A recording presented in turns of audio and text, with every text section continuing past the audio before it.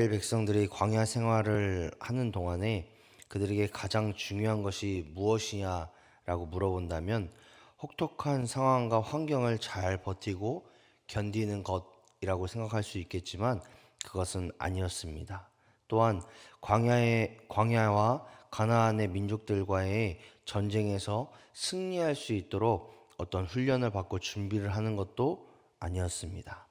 하나님은 이스라엘 백성들에게 광야의 삶을 통해서 원하셨던 것, 그리고 그들이 배우기를 간절히 소망하셨던 것은 하나님의 백성답게 거룩한 삶을 사는 것, 그 일을 위해서 훈련하고 준비하는 그 과정 가운데에 승리하는 삶을 살아가는 것을 간절히 원하셨습니다.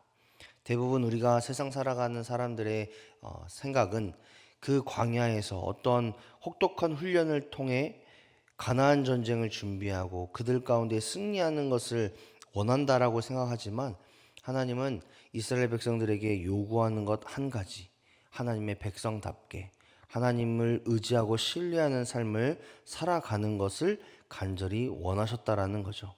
그리고 그 과정에서 하나님은 특별한 서원인 나실인 서원, 오늘 본문에서 다루고 있는 나실인 서원에 대해서 말씀하셨습니다. 나실인의 의미는 서원하다, 구별하다, 바치다, 그런 의미를 가지고 있습니다. 즉, 특별한 기간을 정하여서 하나님 앞에서 거룩함을 유지하는 삶을 살아내는 것, 그리고 또한 그런 삶을 살아가면서 하나님께서 원하시는 것이 무엇인지, 그리고 하나님께서 바라시는 것이 무엇인지, 또 내 삶을 거룩하게 드리는 것이 무엇인지를 알아가는 것을 의미합니다. 그런데 더 신기한 것은 이전의 말씀을 보니까 이 이스라엘 백성들에게는 남자, 여자의 성차별적인 그런 발언들이 많았는데 이 나실인 서원은 남자와 여자 모두가 하나님께 드릴 수 있는 겁니다. 그래서 이 말씀을 통해서 우리가 깨닫는 것은 하나님 앞에 거룩하게 살아가는 그 인생은, 그 삶은 남녀 구별 없이 모든 사람에게 해당된다라는 것을 이 말씀을 통해서 깨닫게 됩니다. 그리스도인의 목적은 하나님 앞에서 거룩하고 경건하게 삶을 살아가는 것에 있습니다. 왜냐하면 레위기 11장 45절의 말씀을 보니까 하나님께서 내가 거룩하니 너희도 거룩하라 라고 말씀하셨던 그 말씀을 의거하여서 우리의 모든 인생이 하나님 보시기에 거룩한 인생을 살아가는 것이 하나님께서 원하시는, 그리스도인인 우리에게 바라시는 삶의 모습이다라는 것을 깨닫게 되기 때문에 그렇습니다. 따라서 우리의 모든 삶은, 지금 이 시간을 살아가는 우리의 모든 인생은 하나님 앞에 거룩하기 위해서 날마다 애쓰고 수고해야 된다라는 것을 오늘 말씀을 통해서 깨닫게 됩니다.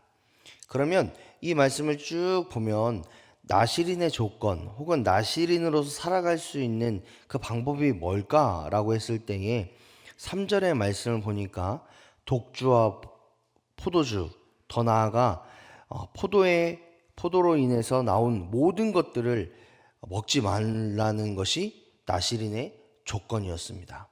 이는 취하여서 거룩하지 못한 행실을 할 수 있는 것을 미연에 방지하기 위한 하나님의 명령이기도 하지요.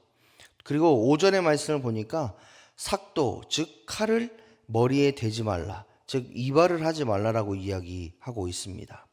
세 번째, 6절의 말씀을 보니까 시체를 또한 가까이 하지 말라라고 말씀하고 있습니다. 그런데 7절의 말씀을 보니까 그 시체가 어디까지냐라고 했을 때에 부모, 형제, 자매가 죽을 때에도 가까이 가지 말라. 정말 어처구니 없는 그런 말씀이기도 하지만 하나님은 그만큼 자신의 것을 성별해서 드릴 것을 요구하고 있는 모습을 보여집니다. 그리고 8절의 말씀을 보니까 자기의 몸을 구별하는 모든 날 동안 그는 여호와께 거룩한 자니라. 즉 하나님 앞에 거룩한 자가 되기 위해서 스스로 애쓰고 수고하며 거룩함을 유지하는 노력을 행할 것을 이야기하고 있다라는 거죠. 이 나실인 조건에서 여러 세 가지 조건을 하나님께서 말씀하셨지만 이 세 가지 조건을 통틀어서 정리할 수 있는 것은 무엇이냐라고 했을 때에 하나님 앞에 거룩한 삶을 살기 위해 내 삶을 가꾸고 단련시키는 것, 그것을 하나님께서 원하고 계시다라는 것을 깨닫게 됩니다. 또한 9절 이후부터 보면 부지 중에 실수한 영역에서도 하나님께서는 거룩을 요구하고 계십니다. 부지 중에 갑자기 자기 주변에서 어떤 사람이 픽 쓰러져서 죽었을 때에 그때는 어떻게 합니까? 라고 했을 때에는 하나님께서 9절부터 12절까지 속주제를 드리고 번제를 드리고 정결 예식을 다시 행하고 다시 한번 서원 예식을 다시 한번 해라, 이렇게 말씀하고 있는 것을 우리가 볼 수 있습니다.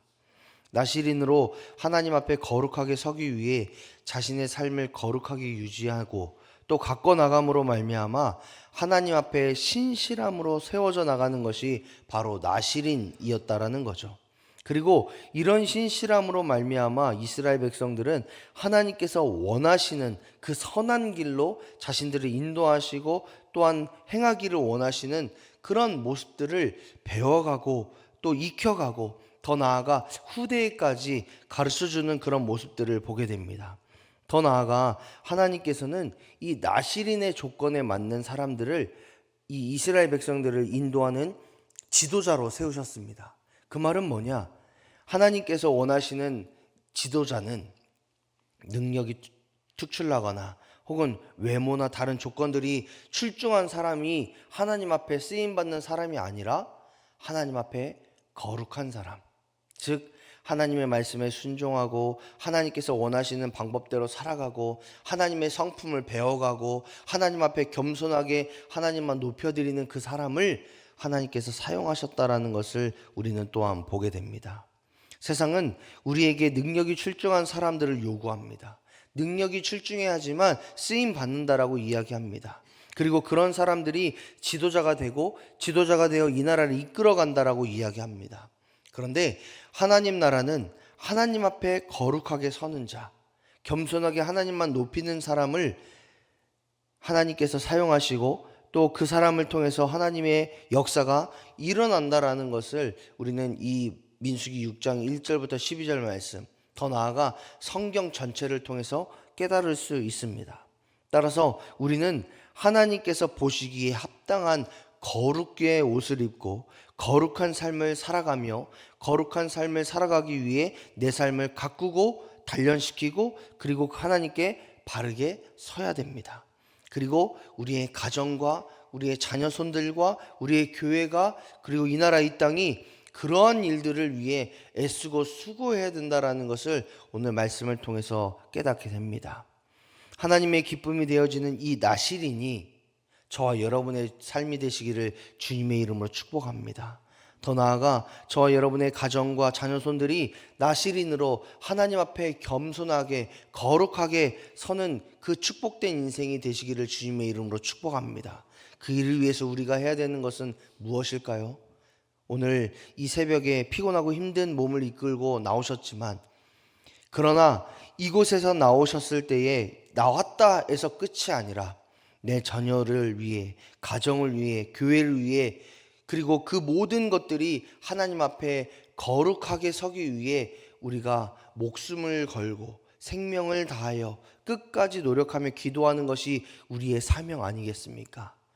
우리가 그 사명을 가지고 하나님께 기도할 때에 저와 여러분의 인생이 조금씩 조금씩 거룩의 옷을 입고 하나님 앞에 신실하게 설 수 있는, 그래서 우리의 기도에 합당한 자녀와 우리의 삶과 우리의 가정이 될 수 있는, 교회가 될 수 있는 그 은혜를 누리시는 저와 여러분의 축복된 삶이 되시기를 주님의 이름으로 축복합니다.